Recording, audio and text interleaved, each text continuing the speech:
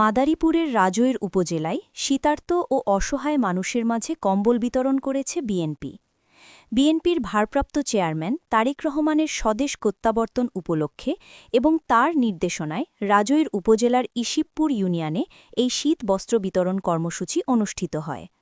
সোমবার ২২ ডিসেম্বর আয়োজিত এই অনুষ্ঠানে প্রধান অতিথি হিসাবে উপস্থিত ছিলেন সাবেক সংসদ সদস্য হেলেন জেরিন খান।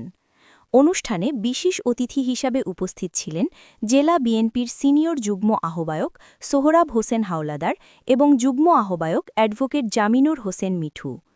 এছাড়াও জেলা বিএনপি ও বিভিন্ন অঙ্গসংগঠনের স্থানীয় নেতৃবৃন্দ উপস্থিত ছিলেন। অনুষ্ঠান শেষে নেতৃবৃন্দ শীতার্ত সাধারণ মানুষের হাতে কম্বল তুলে দেন। এ সময় প্রধান অতিথির বক্তব্যে হেলেন জেরিন খান বলেন, দেশনায়ক তারেক রহমানের নির্দেশে বিএনপি সবসময় সাধারণ মানুষের পাশে রয়েছে।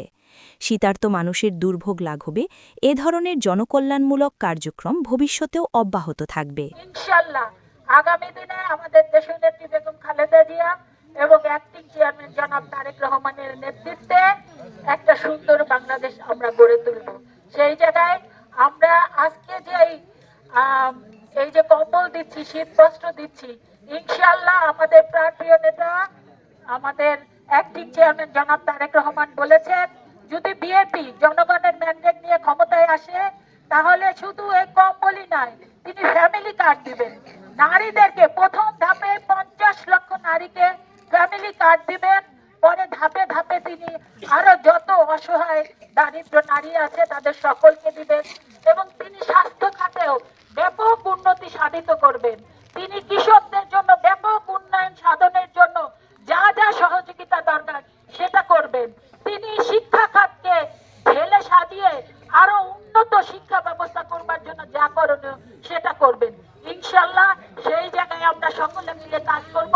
যারা জাতীয় পর্যায়ে এবং জেলা পর্যায়ে যে সমস্ত নেতৃবৃন্দ আছি তাদের সাথেও যেই নেতা সুদূর প্রবাসে থেকে সবসময় যোগাযোগ রাখে, সেই আমাদের প্রিয় অত্যন্ত স্নেহের মিজানুর রহমান মিজানকে আমাদের জাতীয়তাবাদী দলের পক্ষ থেকে ধন্যবাদ দিচ্ছি এবং আমরা এই মঞ্চে দাঁড়িয়ে যেই নেতাকে শ্রদ্ধা জ্ঞাপন করছি, আপনাদের এই এলাকার কৃতি সন্তান, আমাদের অত্যন্ত শ্রদ্ধার আমাদের প্রিয় নেতা ছিলেন, কৃষক দলের মাদারীপুর জেলা কমিটির সংগ্রামী সভাপতি,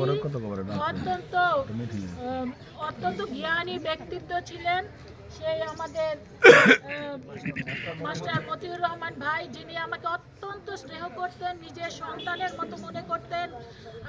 আমি তার কাছ থেকে অনেক পরামর্শ নিতাম। তার বিদেহী আত্মার প্রতি শ্রদ্ধা জ্ঞাপন করছি এবং পরম করুণাময় আল্লাহ পাকের কাছে প্রার্থনা করছি, আল্লাহ পাক যেন মতি ভাইকে বেহেশতে সর্বোচ্চ জায়গায় স্থান দেন। আর এখানে ধন্যবাদ দিচ্ছি যারা আপনাদের এই আয়োজনকে সফল এবং সার্থক করবার জন্য এখানে উপস্থিত হয়েছেন অত্যন্ত বর্ষিয়ান নেতা, মাদারীপুরের যিনি জাগদল থেকে আছেন, যিনি যা শুরু হয়েছিল যুবদল থেকে, পরবর্তীতে তিনি বিএনপির সদর থানা সভাপতি ছিলেন, এখন মাদারীপুর জেলা বিএনপির সংগ্রামী সিনিয়র যুগ্ম আহ্বায়ক জনাব সোহরাব হোসেন হাওলাদার ভাই এখানে উপস্থিত আছেন। আপনাদের এই এলাকারই সন্তান, অত্যন্ত বলিষ্ঠ নেতা।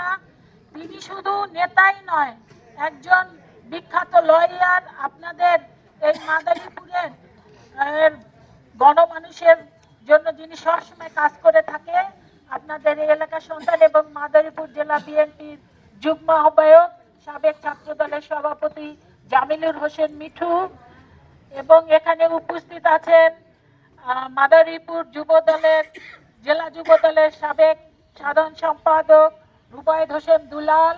এখানে উপস্থিত আছেন রাজোর পৌরসভার সংগ্রামী বিএনপির আহ্বায়ক এবং রাজোর উপজেলার সাবেক যুব দলের সাধারণ সম্পাদক শেখ জাকির হোসেন।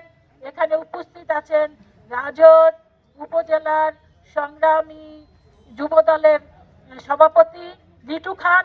এখানে উপস্থিত আছেন আমাদের অত্যন্ত প্রিয় নেতা, অত্যন্ত বলিষ্ঠ নেতা সাবেক রাজৌর উপজেলার সংগ্রামী সাংগঠনিক সম্পাদক রাজা ভাই এখানে উপস্থিত আছেন। আরেকজন বলিষ্ঠ নেতা আমাদের এই রাজৌর উপজেলার সাবেক সাংগঠনিক সম্পাদক মোশাররফ ফকির এখানে উপস্থিত আছেন। হায়দার ভাই আমাদের অত্যন্ত বাহাদুরপুর ইউনিয়নের সংগ্রামী সভাপতি। এখানে আপনাদের এই অনুষ্ঠান দেখবার জন্য এবং সাফল্যমণ্ডিত করবার জন্য শুধু ঢাকা থেকে দুইজন নেত্রী আমার সাথে এসছে। সেই প্রত্যাশা ব্যক্ত করে আজকের মতো আপনাদের সকলের মঙ্গল কামনা করে আমি আমার বক্তব্য এখানে শেষ করছি। সকলকে অসংখ্য ধন্যবাদ। খোদা হাফেজ। বাংলাদেশ জিন্দাবাদ। জাতীয়তাবাদী দল জিন্দাবাদ। দেশ নেত্রী বেগম খালেদা জিয়া জিন্দাবাদ। আমাদের অ্যাক্টিং চেয়ারম্যান জনাব তারেক রহমান জিন্দাবাদ। শহীদ রাষ্ট্রপতি জিয়া রহমান অমর।